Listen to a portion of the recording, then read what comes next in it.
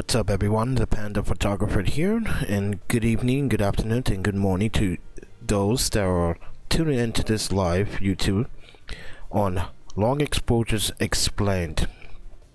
So I'm getting a lot of comments, private message, about how do I take all my long exposures, and I guess it's pretty explanatory that I need to explain how I capture it and what settings I use, and I'm going to show you some pictures, but I am going to show you some of the gear that I use, my primary gear that I use to do my long exposures. Doesn't matter if it's daylight or nighttime.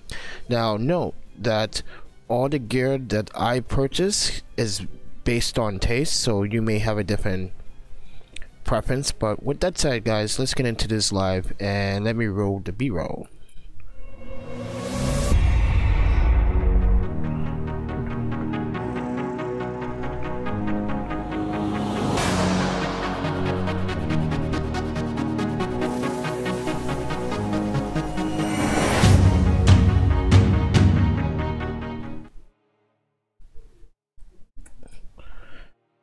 Now guys, if you are new to this channel is about photography, videography, it's about tech as well, tech reviews and much more.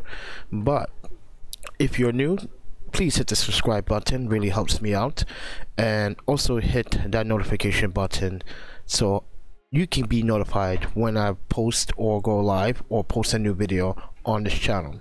And if you guys want to follow me on social medias, you can do that, and all that is in the descriptions below. And if you want to support this channel financially, there's a PayPal donation link. Really appreciate you guys if you make a small donation to this. But let's get into this. And this is my website, 646 Studios, and I got a bunch of photography tutorials, videography tutorials.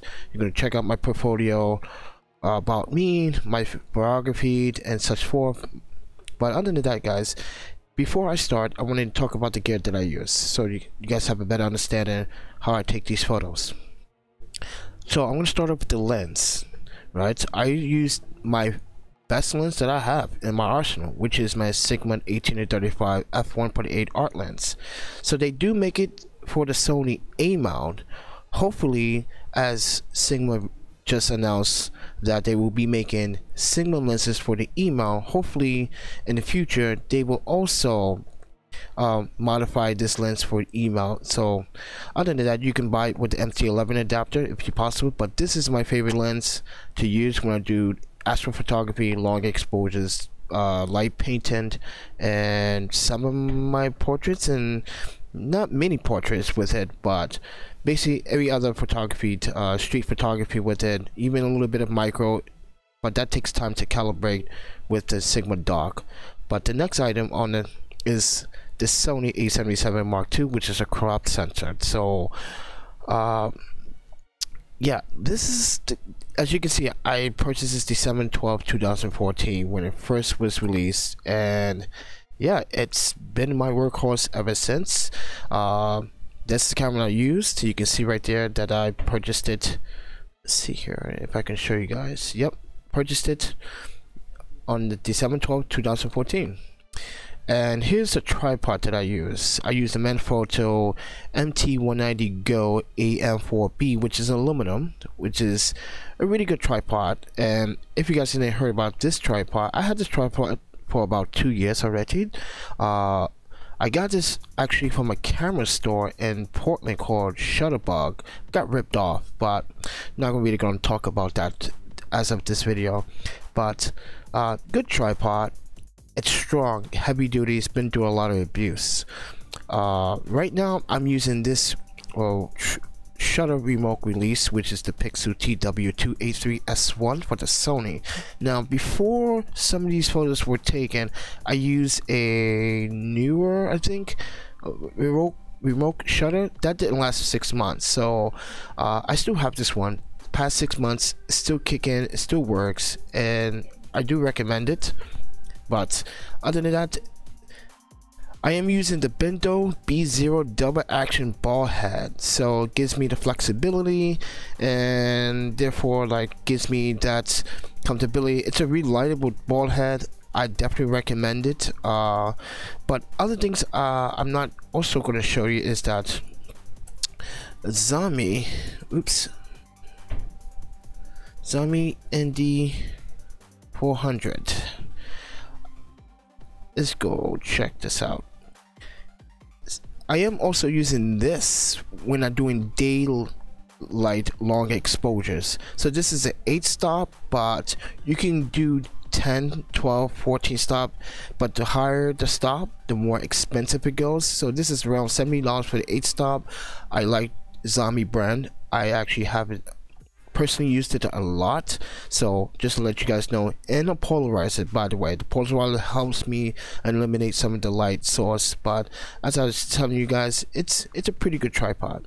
But other than that, let's go check out some of these photos. Alright, so when I'm shooting any long exposures, doesn't matter if it's day or night, I like to get either high shots or I like to get low shots. High shots give a different appeal to the photo, a different view. Also, the creativity to the photo makes it look very interesting. If you just take a long exposures as human height straight for it, it's not very, sometimes, most of the time actually, it's not very appealing. So you really want to get to low shots as much as possible. And I do get low shots, but this shot here, I shot this at 35 seconds. ISO 50 at f9 with the single 1835 with the Sony and the tripod and the ball head, and I use a shutter remote. But I used a polarizer to kind of like help me distinguish some of the lights that you see here, because there's different color light sources on the street and San Jose, California. Now you can see there's a white source with, and then that's the and another, for instance, light source, which is confusing me, because if you are a city, you should stick with one light source. And but I may do with it. But I got really low, really close to the train as it was passing by, but I didn't go past this line. I want to show you guys this line here. I didn't go past this line because the VAT says that if you go past the line, you can get arrested or you can get yourself hurt. And the train was pretty close to the tripod and to the camera, so I got the shot that I wanted. So it's best to make sure that you get your composition. Make sure that when you do get good composition, if you're using crop sensor, fill the frame. Okay, this is what I always recommend: fill the frame. But if you have a full frame sensor, you have room to crop. But I definitely recommend that if you're using a full frame that's 24 megapixels and you're using a crop sensor that's 24 megapixels, I would still recommend on the full frame at 24 megapixels to also fill the frame. But if you have a full frame that is higher than 24 megapixels, then you can have room to crop. So I just don't like wasting megapixels, because if I need to print this on a large scale, which I have in the past, I really want to appreciate the 6000 by 400 on the A77 and full in the frame. So I try to make sure that I do my homework, study the scene, and study the scene rate.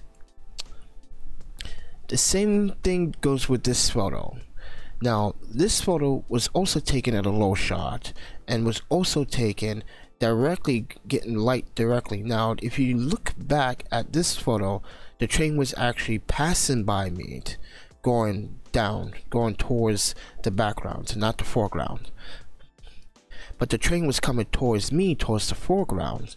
So this shot took a couple of times to get it right, because I had to time it right, I had to use my aperture right. So I use aperture f11 on this one, ISO 100.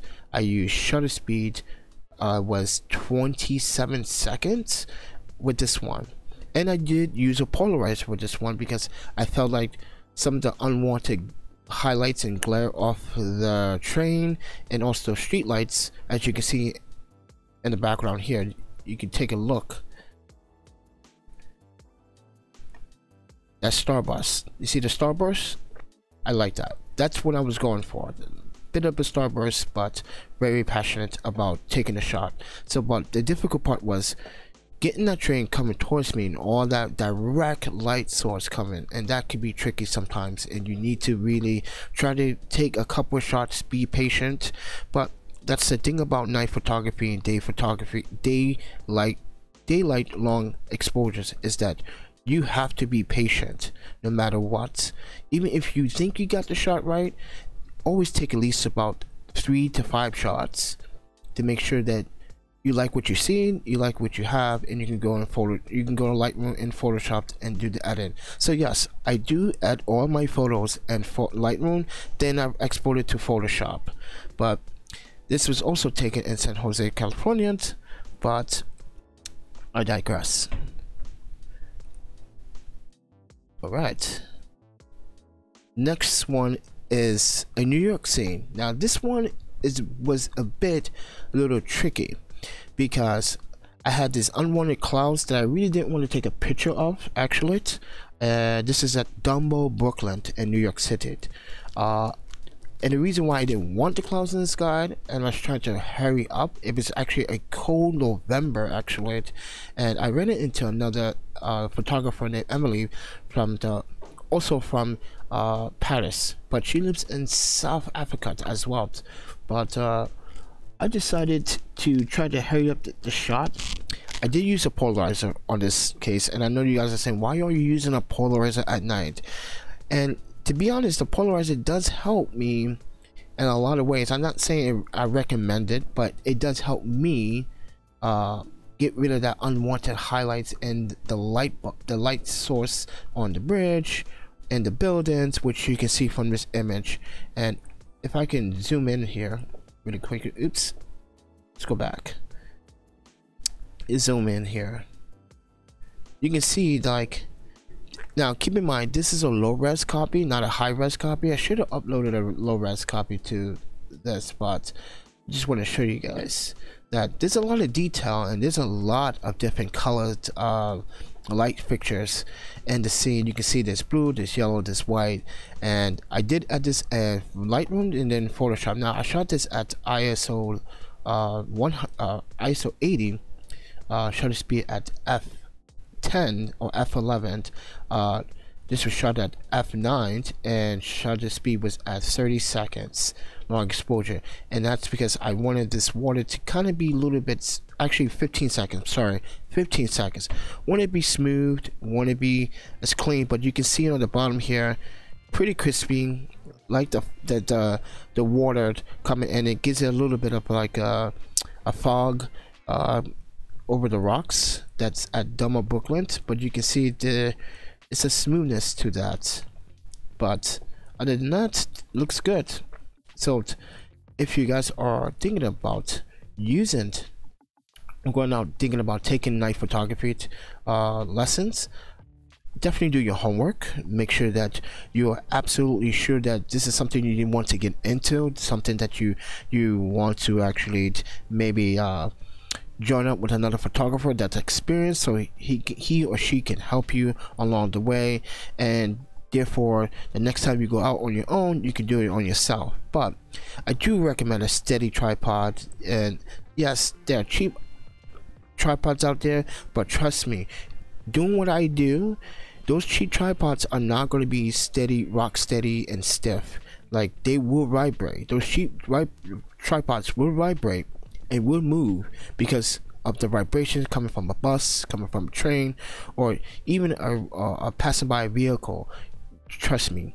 And also, when you are taking long exposures, okay, pick big objects. So therefore the big objects the big objects are your character or your talent. So therefore in your image you have a subject that you can rely on. Big, like trucks, buses, trains, cars are nice to get over if you're over a overpass, over a highway. That's fine when you're doing traffic, but which I would get to that in a minute. But like for instance, this train, I used the train going towards my background, not my foreground.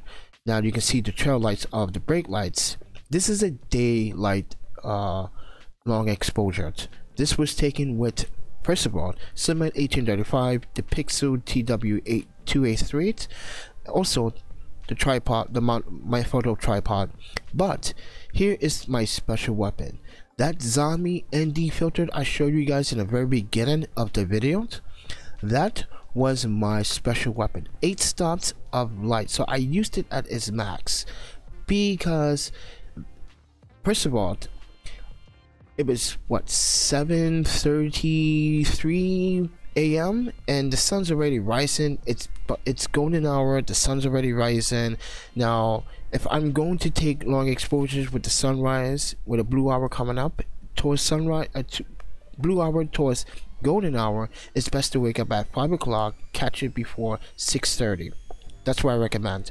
But in this scene, it's 7:30 going on 8 o'clock, and I needed to use my zombie ND filter. So I placed it on my camera, take the polarizer off, use the ND filter, 8 stops max, shutter speed was f13, ISO 100, and for me, I like ISO 100. There's a difference between ISO 50 and ISO 100. I feel like ISO 100 gives my images more clarity, and ISO 50 makes my images a little bit soft. So I'm starting to use ISO 80 and ISO 100 as my sweet spots, but I digress. And I did edit this photo in Photoshop and Lightroom. You guys recently saw me do a tutorial on this 2 days ago. But with that said, I use the train as my subject, and you can see that the clouds, I brought out some of the details in the clouds. I extract some of that details from the clouds and actually use some of the golden glow. I'm going to zoom in here really quickly for you guys can see. You can see that this is a low image. All my images I'm showing in a low res images. I should have just copy and paste the high res images so you guys can see all the detail, but man, it is crispy. And I like how this person is walking in a straight line and he's not moving zag to zag, because if that person was moving from side to side, he would be entirely invisible. But lucky for me, this person was walking in a straight line and gave me what I was looking for, and the train as well, straight line every single time. But so just talking about this particular image. Now I've taken this image in 2015 in Portland, Oregon, and let me tell you, I had to take like at least 15 to 20 shots because the traffic on the okay, so I'm on Burnside Avenue. First of all, it's an overpass slash bridge. It's vibrating constantly, right? Not only that, the I-5 coming through Portland is also vibrating the ground as well, so you can feel the ground and you can feel the bridge really shaking and going up and down, slightly going up and down. So I had to use my backpack as weights. I had to use a shutter speed at if I'm correct, ISO 100, f9, and 30 seconds or 15 seconds on this one, and the aperture was f9. Yeah, and I did add this photo in Photoshop and Lightroom, but here's the kick. So when I took this photo, I had to use my backpack as weights onto the tripod, and at the time I didn't have the Manfrotto tripod. I had a different tripod that was breaking down, that I had for like 10 years, and it finally just broke down. So when you take good care of your gear, they last very long. But here's the point. The point was that it took me like 15-20 shots to get this shot right. And not only that, the composition, I really liked for me to have a 14, because you see this bridge here on the side here. If I had a 14, I would have gotten that entire bridge in the frame. And I didn't want to crop this image because I liked how I got the convenience, the convention center in the background, which are these two little pointy towers, and the basketball stadium, and what is that? They call this area the oops. They call this area the docks over there, and this is all brand new and built when I came to Portland. And Portland rains a lot, ladies and gentlemen, so make sure if you're going to take long exposures, okay, make sure that you try to find some wet ground. Wet ground gives your image some character, and the streets were entirely wet, so therefore it helped a lot with the images that you have seen. But anyways, 15-20 shots, got it done. Out of 15, all of them were sharp. All of them, well, not all of them were sharp, but out of 15-20, I would say 6 or 7 of the shots were sharp. And I didn't stack them, I didn't overlay them, I didn't stitch them. And I'm gonna talk about stitching in another episode. But to me, when I first edited this video, this image, I edited this image through my phone app and started posting it, and it got lots and lots of respect. I just re-uploaded it, and people are saying they loved how I contrasted sky and that movement in that silky sky, as you can see here. Yes, it was a cloudy and rainy day. That's what it does in Portland. Portland rains a lot. It's like similar to Vancouver or similar to Toronto when it snows a lot.